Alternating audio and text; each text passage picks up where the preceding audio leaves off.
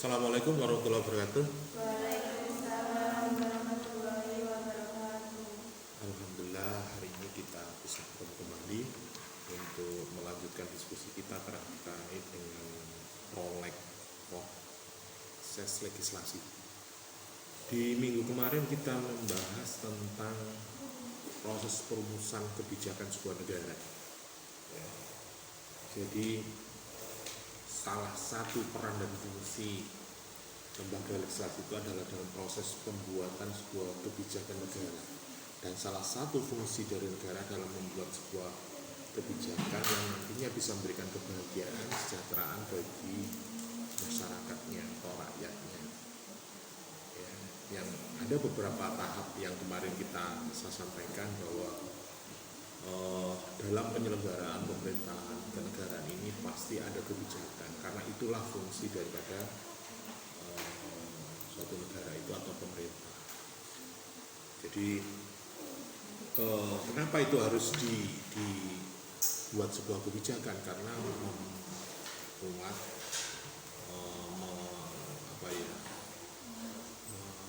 mendapatkan sebuah kepentingan masyarakat yang mana harus dilindungi dan harus bisa mencapai sebuah kehidupan yang berkeadilan dan sebagainya.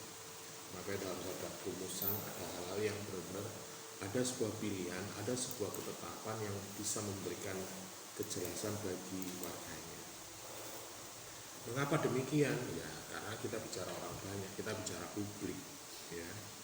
Jadi kalau bicara publik, keputusannya harus disepakati oleh semua warga negara, atau paling tidak ya ini ada pilihan gitu. Jadi ada sebuah garis ketetapan yang kita sepakati. Jadi kalau kita nuruti karepnya dewe-dewe, karepnya masyarakat individu, mungkin ya nggak akan selesai.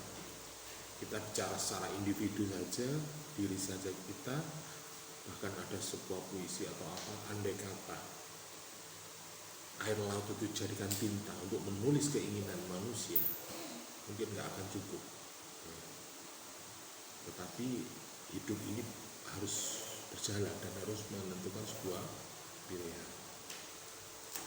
Maka apalagi dalam konteks sebuah negara secara formal, artinya bahwa negara itu ada sebuah legitimasi, ada sebuah institusi. Kalau ngomong negara kan arti negara seperti itu.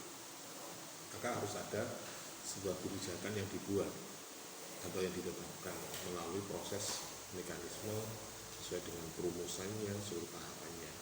Jadi kemarin sudah sampaikan tentang tahapan-tahapan mulai dari perumusan masalah, proses memasukkan kebijakan negara ke dalam sebuah agenda pemerintah dan sebagainya, perumusan kebijakan negara dalam sebuah negara, seperti itu.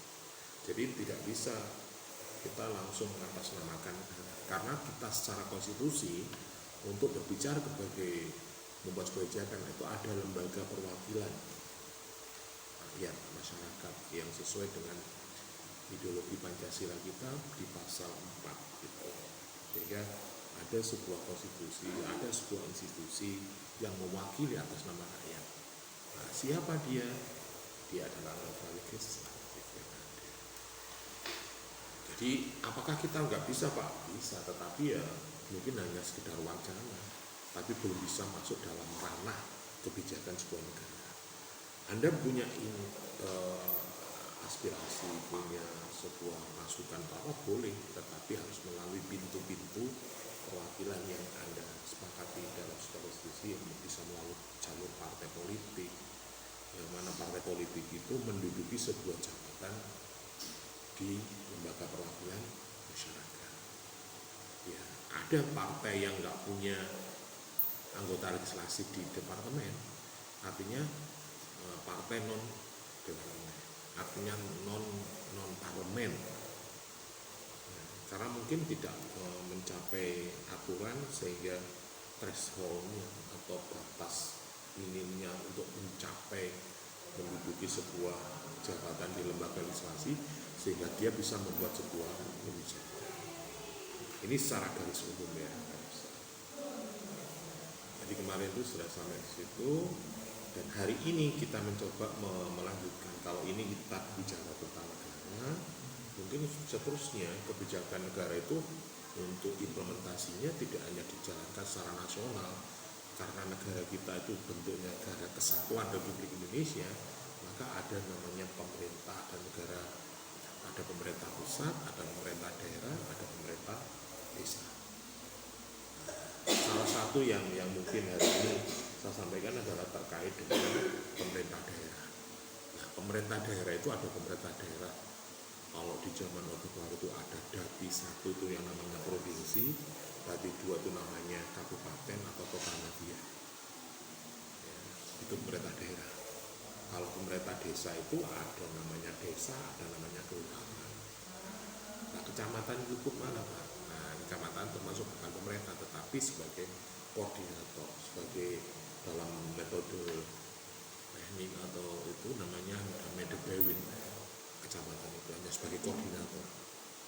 Dia mengkoordinasi wilayah pemerintah desa di wilayah yang ditetapkan.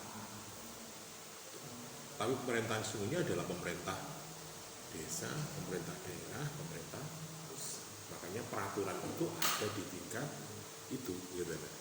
Jadi kalau di pemerintah pusat mungkin bisa juga isinya adalah undang-undang, PP, ya. Kalau di daerah itu namanya peraturan daerah atau perda, levelnya perda. Ada perbuk, ada perwali, ya. Ada keputusan bupati, ada keputusan wali kota. Kalau di desa juga seperti itu, ada peraturan desa yang namanya peraturan perdes, ada perkades, ada. Kalau di pusat namanya PP, peraturan presiden, atau di desa ada perkades, peraturan kepala desa, atau keputusan kepala desa. Mungkin saya nggak akan bicara tentang sampai tingkat desa, tetapi saya menyampaikan di sini adalah mungkin pada tataran di pemerintah daerah sebenarnya tahapannya sama, ya. Tahapan-tahapan untuk membuat sebuah peraturan daerah itu tentunya dengan tuntutan masyarakat, ya. Jadi peraturan daerah ini dipersiapkan untuk secara matang dan mendalam. Antara lain yang diberi pengetahuan adalah menteri muatan-muatan yang diatur di dalam peraturan daerah. Bisa saja setiap daerah itu peraturannya berbeda. Mungkin konteksnya berbeda, kepentingannya berbeda. Mungkin kalau daerahnya itu di kawasan pantai atau di kawasan hutan atau kawasan apa, bisa juga ada peraturan tentang kelautan dan sebagainya, tentang pantai. Nggak akan sama peraturan yang ada di Kabupaten Malang sama Kabupaten Mojokerto. Bisa juga di Kabupaten Malang ada, di Kabupaten Mojokerto ada. Bisa juga di Kabupaten Mojokerto ada, di Kabupaten Malang tidak ada. Menyesuaikan dengan kepentingan. Kenapa itu dibuat? Ya biar ada masyarakat itu punya kejelasan. Misalnya kalau di Kabupaten Malang, karena dekat dengan wilayah pantai, laut, maka di situ ada potensi yang seharusnya itu diatur. Jadi kalau ada sebagian desa atau sebagian kecamatan yang mempunyai wilayah, di situ ada pantainya, bahkan di situ akan ada pembagian wilayah. Oh, pantai ini di wilayah kecamatan ini, pantai ini di desa ini, kecamatan ini. Nah, ini harus diatur. Apakah itu menjadi badan usaha milik desa atau badan usaha milik daerah? Itu misalnya. Atau misalnya daerah itu punya hutan. Ya, contoh misalnya di Kabupaten Mojokerto, kita punya hutan hanya berapa? Kabupaten Mojokerto itu hanya punya hutan hanya ada di Kemagi, di Pacet itu nggak begitu banyak. Bahkan di wilayah Padusan air panas atau wisata di kawasan Pacet itu ada 3 wilayah. Ada kehutanan dari Kabupaten Mojokerto, ada kehutanan Malang, Kabupaten Malang sama Pasuruan. Jadi kayak Padusan air panas itu 3 wilayah. Maka itu harus ada sebuah peraturan. Lah itu memang usahanya sopo. Pak itu kan orang Mojokerto wilayah Pacet, iya. Tapi hutannya itu masuk kawasan wilayah Pasuruan. Makanya mungkin penataannya bisa juga terkait dengan distribusinya, tiketnya atau apa. Mungkin bisa juga ada bagi hasil dari wilayah.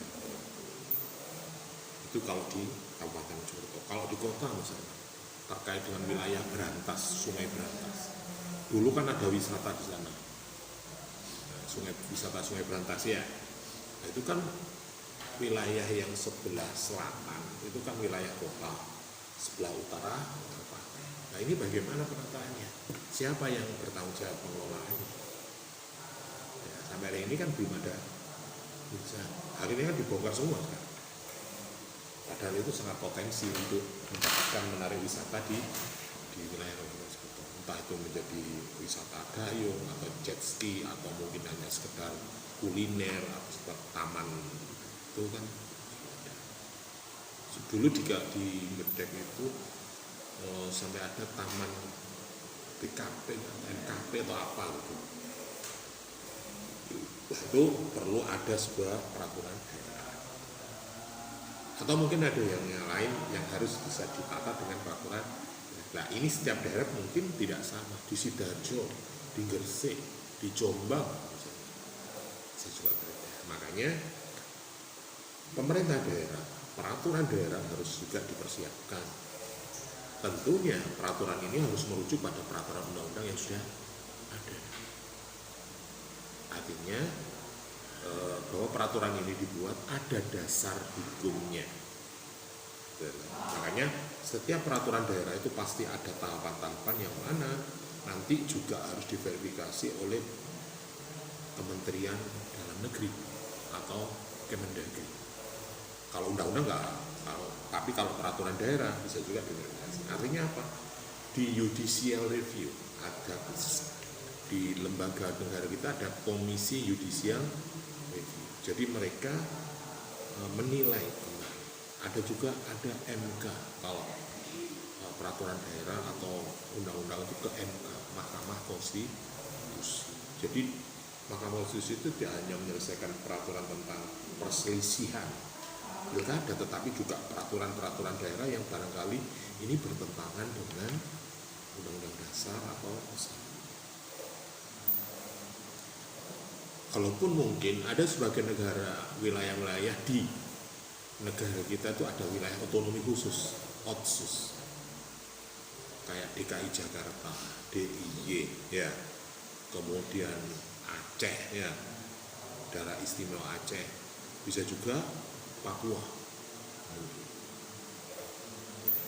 Kenapa ini berbeda? Mungkin karena kebudayaannya, sumber daya alamnya, atau bisa juga karena ini pusat ibu kota. Ini bisa dikhususkan. Kayak di Aceh itu karena ini bisa dikatakan sebagai serambi Mekah, pintu masuk dari sebuah lalu lintas laut yang masuk ke benua Eropa dan sebagainya harus dari situ. Dan mungkin Aceh ini sebagai serambi Mekah, pintu masuk dan para Syiah Jazirah Arab, Jazirah India dan sebagainya awal masuk di sana. Jadi religiositas di sana sangat tinggi, sehingga bisa dikatakan istimewa karena mungkin masyarakatnya sangat religius, makanya bisa dikategorikan otonomi khusus. Jadi di sana bisa membuat sebuah peraturan khusus sesuai dengan syariat agama atau syariat Islam. Makanya di sana juga ada partai lokal dalam konstitusi. Jadi dalam pembuatan peraturan daerah itu ada partai lokal. Jadi ada partai yang memang hanya ada di daerah Aceh saja. Mungkin ada kelompok masyarakat adat atau apa, ya, sehingga dia bisa mendirikan partai lokal yang bisa secara konstitusi membuat sebuah peraturan daerah yang ada di Aceh. Kalau di Jogja mungkin kebudayaan sebenarnya, tapi tidak sama dengan Aceh kan, tidak ada partai lokalnya, tetapi sangat istimewa. Karena apa? Di Jogja itu pemerintah daerah masih mengakui adanya sistem kerajaan. Ya, di Jogja kan ada Sultan Hamengkubuwono berapa, itu kan artinya masyarakat di Jogja itu masih mengakui keberadaan dan penyelenggaraan sistem kemasyarakatannya baik secara pemerintahan maupun sistem kerajaan. Tetapi dalam konteks pelaksanaan hari ini adalah bahwa kerajaan yang ada di Jogja itu juga menjadi pemerintah daerah istimewa Jogja. Nah, jadi dia selain menjadi raja, menurut masyarakat Yogyakarta juga menjadi gubernur di ya, apa nggak kadis demokrasi ya, inilah Indonesia ya. Kalau Anda bicara ke Arab Saudi, Anda bicara ke Jepang, suku ini paling 2, 3, 4 suku. Lah kalau di sini satu pulau saja, di Pulau Jawa aja ada berapa suku? Ada suku Jawa, ada suku Sunda, ada Betawi, ya, ada Madura, ada suku Tengger, ada berapa banyak. Dan mereka membawa adat istiadat masing-masing. Jadi mereka juga punya tata kehidupan masyarakatnya masing-masing. Tetapi ini dalam bingkai Negara Kesatuan Republik Indonesia harus ada sebuah peraturan daerah yang mengikat secara umum ya di wilayah masing-masing. Kayak di Jawa Barat saja ada suku Jawa, ada Sunda ya. Provinsinya ada 3, ada Banten, ada DKI, ada Jawa Barat. Kalau Jawa Timur hanya 1 ya.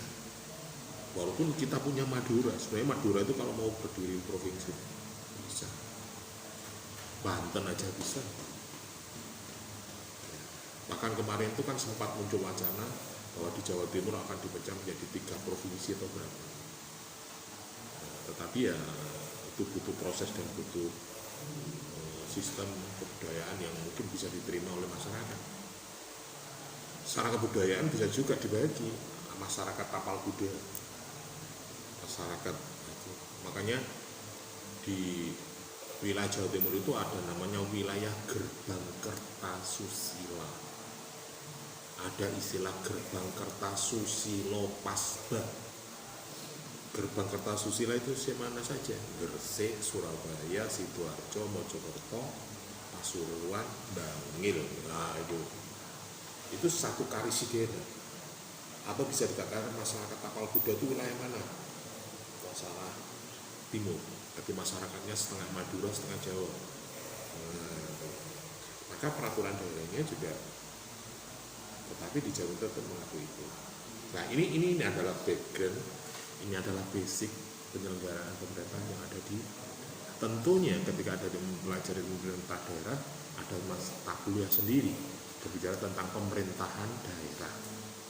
Tetapi ini kan dalam konteks legislasinya, ya. Oke, kemudian selanjutnya terkait dengan peraturan daerah, tentunya ada proses-proses sesuai dengan aturan yang ada, sesuai dengan tata tertib atau teknis, secara teknis. Maka ada proses pembuatan rancangan undang-undang atau RUU. Kalau di pemerintah pusat itu namanya RUU, rancangan undang-undang. Kalau di daerah namanya rancangan peraturan daerah atau disingkat Raperda. Kalau di desa namanya Raperdes. Nah, pembuatan Raperdes ini bisa juga, Raperda itu bisa dibuat inisiatif. Jadi kalau kita bicara teori pembuatan sebuah undang-undang itu ada teori-teorinya. Jadi ada proses inisiasi, ada pembahasan dan pengambilan keputusan, ada penetapan, ada promulgasi, ada evaluasi. Artinya sama seperti pemerintah daerah atau pemerintah pusat. Jadi dalam penyusunan peraturan daerah itu juga ada tahap sama. Mungkin karena skupnya berbeda, wilayahnya, teritorialnya hanya ada di wilayah kabupaten atau. Nah, kalau kita bicara pemerintah daerah, tentunya ada perangkat-perangkat yang ada di DPRD atau di pemerintah kabupaten. Kalau di struktural pemerintahan itu ada namanya lembaga badan kabah hukum, ya. Jadi ketika ada sebuah raperda, misalnya terkait dengan apa, kesehatan, maka yang menyusun bisa juga dari dinas kesehatan. Jadi membuat kebijakan tentang apa? Mungkin standar minimal pelaksanaan pelayanan kesehatan BPJS. Maka yang menyusun tim itu adalah harus orang yang berkompeten di bidang kesehatan. Mungkin rancangan itu bisa dibuat dari dinas kesehatan. Kemudian dari dinas kesehatan dimajukan kepada Kabag Hukum atau ke Sekda. Ke Sekda, kemudian dari Sekda diletar ke Badan Hukum untuk melihat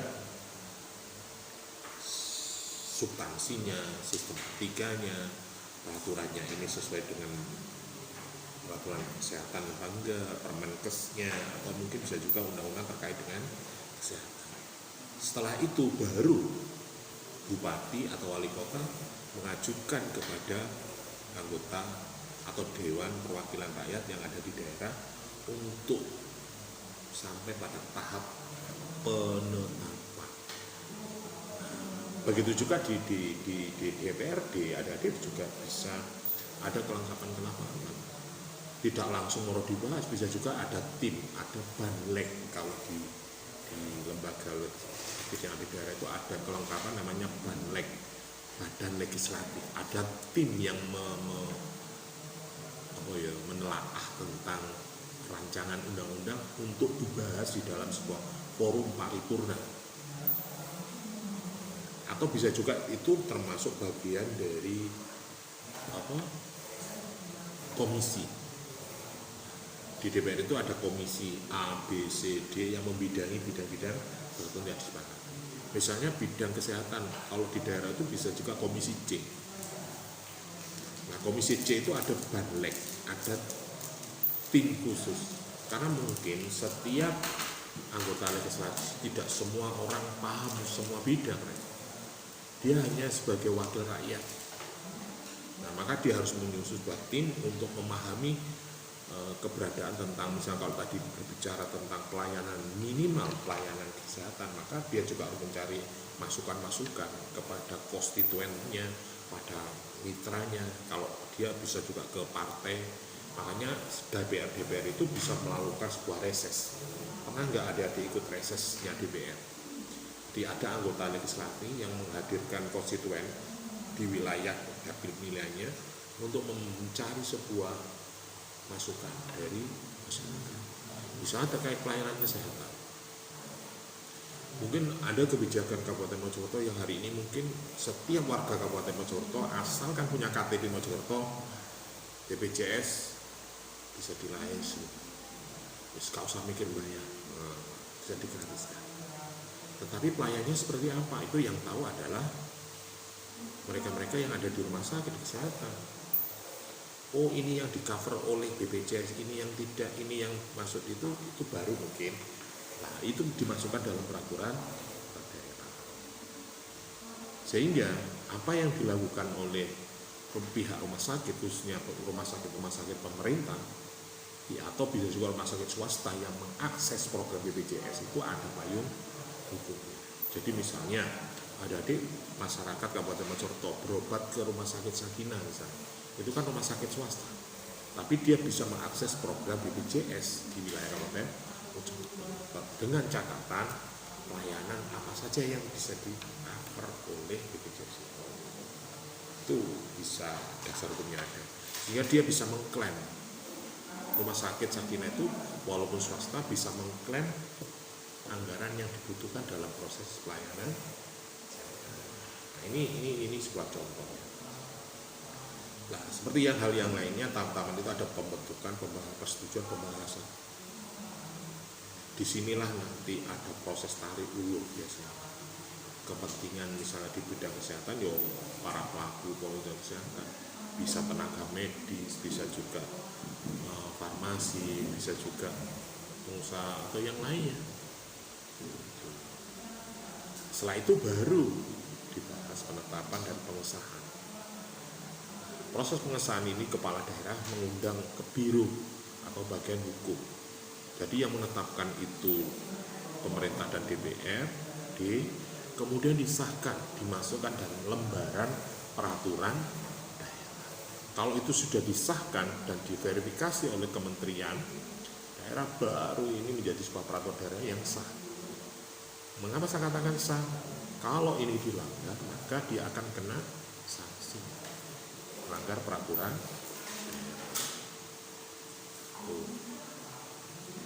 Nah, dalam proses penyusunan rancangan peraturan undang-undang ini atau raperda ini memang lebih lanjut peraturan daerah itu dibuat, maka pembahasan itu juga ada sebuah teori tentang ada yang rancangan peraturan itu dibuat secara bersama-sama ya, ada yang asosiatif, ada yang koordinatif, ada yang dewe-dewe, ada inisiasi itu muncul bisa dari DPR, bisa juga muncul dari pemerintah daerah. Misalnya DPR mengusulkan, wah ini perlu ada peraturan ini ya apa caranya pendidikan sekolah di Kabupaten Mojokerto ini gratis misalnya, sampai perguruan tinggi, atau minimal apalah yang bisa disubsidikan kepada masyarakat dalam kepentingan pendidikan di Kabupaten Mojokerto. Misalnya ada subsidi 50% untuk seluruh lembaga pendidikan di Kabupaten Mojokerto, arti biaya operasional pendidikan Kabupaten Mojokerto ditanggung 100% misalnya. Itu bisa juga inisiatif muncul dari anggota atau legislatif atau juga pemerintah. Nah, tentunya ini juga perlu kajian secara mendalam. Makanya setiap proses pengajuan penyiapan raperda itu harus mempunyai istilahnya punya naskah akademik, ada sebuah riset. Makanya ada kakak kelas kalian yang melakukan penelitian di tugas akhirnya yang nantinya bisa juga menjadi naskah akademik, menjadi referensi bagi pemerintah daerah atau lembaga legislatif membuat sebuah peraturan daerah. Kemudian terkait dengan awal dari penyusunan pokok-pokok atau isi daripada raperda itu, misalnya maksud dan tujuannya apa. Di raperda itu dalam draftnya harus ada maksud dan tujuan, dasar hukumnya, materi yang diatur apa saja, keterkaitan dengan peraturan-peraturan yang lainnya itu harus jelas. Karena kalau enggak jelas, peraturannya enggak sesuai dengan peraturan yang ada di atasnya, yo akan ditolak. Bisa juga dianulir, bisa juga dibatalkan oleh Mendagri. Misalnya peraturan Mojokerto kok aneh gitu. Ya nek aneh iku apik, nah nek aneh gak apik ya masalah rek ngono lho. Misalnya Mojokerto pajaknya kok tinggi Pak misalnya. Pajaknya itu 2 kali lipat dari daerah-daerah yang lain misalnya. Jadi apapun kena pajak kawat, PBB aja melebihi batas. Itu bisa juga, atau bisa juga ada sebagian daerah pajaknya dilos ya. Kayak hari ini yang rame di pemerintah daerah provinsi Jawa Barat, Jawa Tengah, Jawa Timur itu kan banyak di media sosial terkait dengan pembebasan pajak kendaraan bermotor yang nunggak sebelum dan hanya wajib membayar tahun ini. Kayak di Jawa Barat, di Jawa Tengah, di Jawa Timur nggak tahu. Itu sekarang yang jadi itu. Nah itu juga harus ada. Kemudian ketika ngomong raperda bisa juga di sekretaris daerah disetujui, kemudian menyiapkan melakukan, baru ada pembahasan di tingkatan DPRD. Saya dulu pernah kegiatan PPM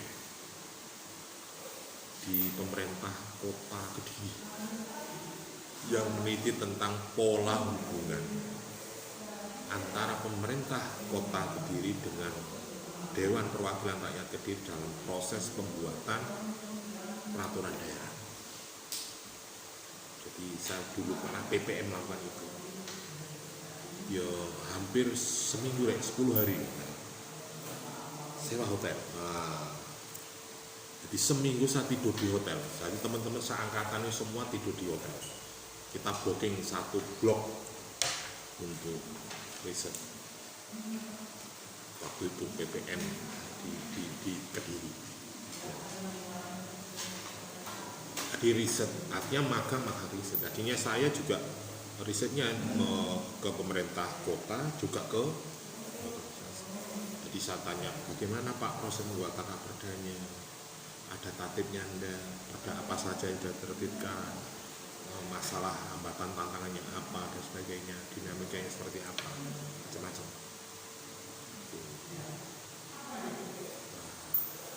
Mungkin ya itu ya, jadi nggak jauh beda ketika kita melihat ketika raperda itu disetujui, masyarakat juga tahu, kadang raperda itu dilempar ke masyarakat, belum menjadi kebijakan, belum menjadi raperda, tetapi bisa juga kadang lembaga legislatif atau pemerintah melempar isu kepada masyarakat.